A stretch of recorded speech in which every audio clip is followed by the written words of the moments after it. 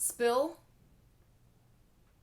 Y'all played yourselves. What is up, fam? It's your girl T, and we've already talked about this a couple times now. I felt like I had more or less said my piece on how I feel about the whole issue of corporate and planted YouTube channels springing up and masquerading as regular YouTube channels. In the week since, Spill in particular has been the talk of the tube. It's been springing up a lot as the subject of many recommended videos in my feed. Much free publicity has been generated for the Spill empire, largely due to YouTube normies like such as myself asking these questions about who's behind the channel. Is this just some college student doing this in her spare time? Is this a corporate run channel? As for me, my take on Spill since day one has always been, yes, bitch, of course it's corporate. What I'm saying is, it had never occurred to me, and I know many of you out there because we talked about this in the comments, it had never occurred to us that Spill was not a corporate channel. Evidently, Spill had promised to their subscribers that they would do a big reveal of who was behind Spill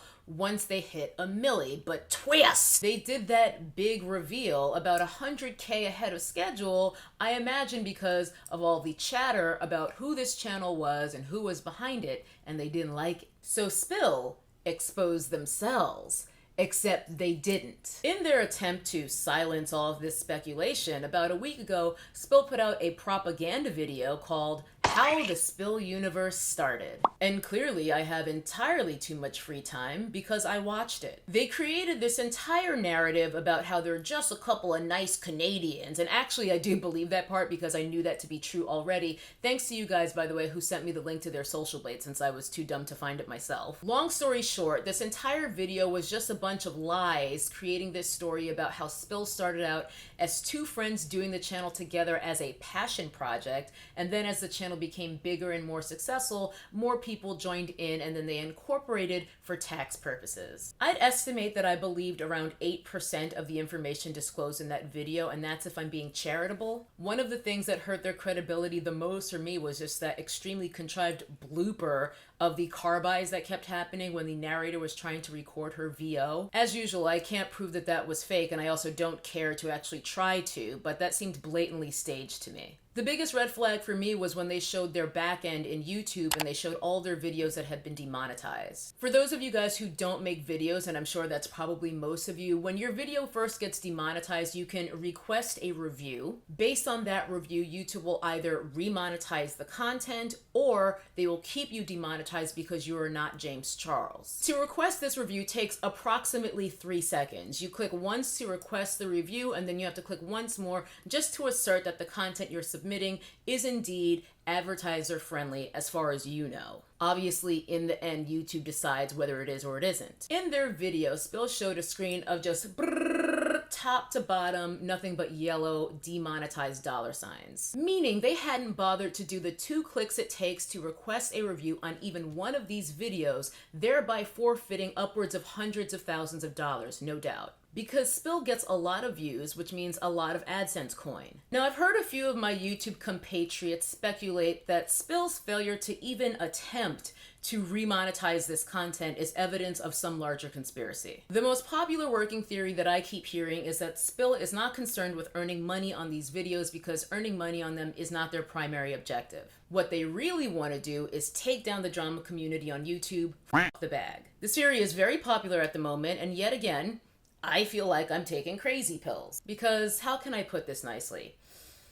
That makes no fucking sense at all. Even if taking down DramaTube is at the heart of the secret evil plan of these Canadians, earning money from extremely profitable content in the process is not mutually exclusive with that objective. Spill is part of a corporation, even they've admitted it. Ish. What corporation, what person isn't bothered with earning money from their product? Occam's razor, you guys. The simplest answer is usually the correct one. The reason Spill has all of these demonetized videos in that screenshot is the screenshot is doctored. It's fake. Perhaps all the videos they showed were demonetized at some point, but there is no way a corporation is going to let all that content sit there and not request reviews to get their content remonetized. If this company can make a whole ass animated series, they can Photoshop in some yellow dollar signs. Give me a fucking break. It's a sympathy / relatability play, like, oh, poor us, we're just a little startup mom and pop Canadian drama channel and we get demonetized all the time. We don't even make any money. We just do it because we love it. Which in itself is an archaic way of thinking and line of defense. Like, who's still out here thinking that YouTubers shouldn't be able to monetize their content? It takes a lot of time and work to make YouTube videos. I don't think there's a single reasonable person out there who thinks that a YouTuber shouldn't earn a little or even a lot of AdSense for that work in 2019. Regardless, Spill's propaganda video seems to have had the desired effect for them, at least temporarily. The most critical thinkers took everything Spill said in that video at face value, and in true hive mind fashion, then decided to direct their ire at the traditional drama channels, calling them has-beens and jealous, this kind of thing. But another twist! Just a couple of days later, Petty Page and her team, because I do feel like I've heard her say that she has researchers who help her, they released their own bit of investigative journalism. They confirmed everything that me and several other YouTubers had already speculated and suggested, but didn't care enough to go out and, like, prove it. Spill was never a passion project started by two friends. It is one of several projects from a corporate entity, just like so many of us have been saying all along. Furthermore, the company behind Spill and Brew and all the rest has existed for more than 5 years. Seems to me that Spill is working with the same PR team that Jaclyn Hill uses, because their entire strategy in exposing themselves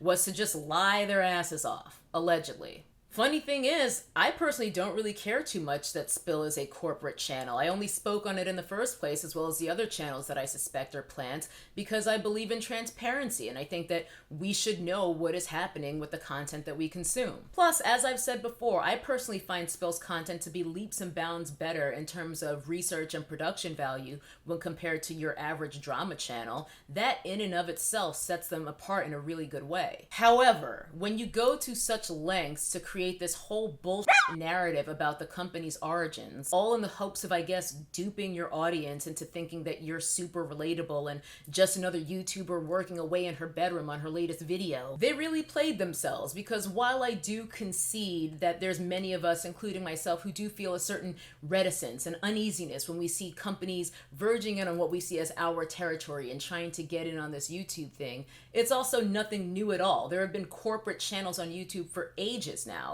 Vice, Tasty, BuzzFeed, the list goes on. And though I tend to stay away from corporate content and I tend to only watch YouTubers who I see as actual people, I can also be objective enough to say that a corporate channel isn't inherently a bad thing. They have resources and capital that people like me don't have, and they're able to elevate the quality of the content on YouTube in a way that YouTube clearly wants. In the end, people are going to watch what they like. So if you're making content that people want to watch, which I would argue Spill is clearly doing, then let your product speak for itself. But to lie to your audience is unnecessary, desperate, and pathetic. By no means do I think this is the end of Spill. The internet has the memory of a goldfish. The people who actually believed every word that Spill said in their Exposing Ourselves video, well, that's a lost cause. Independent thought is in extremely short supply on these YouTube streets. Everyone else, they won't care about this in a week or two. Spill will be fine. I know a lot of us are bothered by this. We're bothered by the fact that YouTube holds all the cards and that they're serving their own agenda. But I'm gonna tell y'all something, and this is top secret, so keep it close. Come here. Come here closer.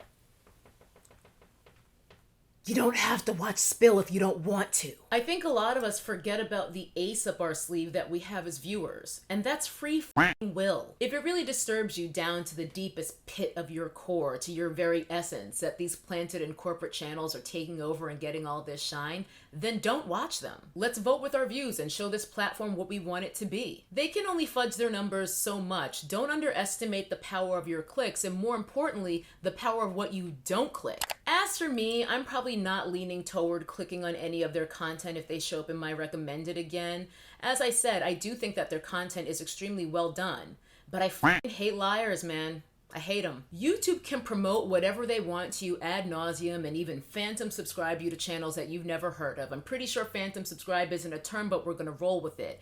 They still can't make you watch or click on things that you decide not to watch or decide not to click on. And we've got our trusty tinfoil hats to block out the mind control brainwaves that might make that possible. Life hack. All right, fam, hopefully you are 2 cents richer after hearing my thoughts on these latest developments surrounding the spill empire. Thank you so much for keeping me company, but before I get out of here, I will leave you with this, which is just a gentle reminder. Never trust anyone with a Morphe code, all right? Bye-bye. That's some nappy-headed hose there, I'm going to tell you that now.